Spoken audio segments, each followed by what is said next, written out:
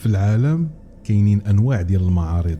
معرض السيارات كتشوف اخر الموديلات، تصاور الكاميرات، عروض والتخفيضات. معرض الكتاب كتشوف افكار، اقلام، كتاب، توقيعات، وكل شيء كيهضر غير على الوعي والمعرفه.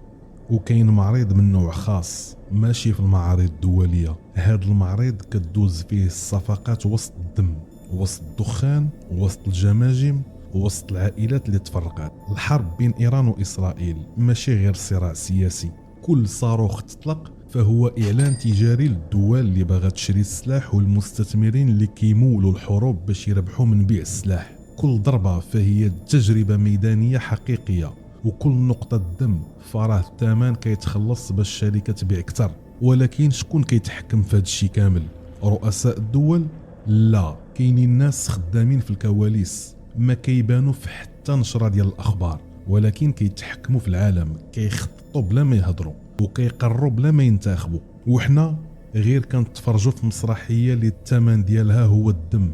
نتمنى تكون بديتي كتفهم اللعبه كيفاش غاديه. مرحبا بك في حكايه مظلمه، الحقيقه كتبان غير في الظلام، واللي جاي مظلم اكثر.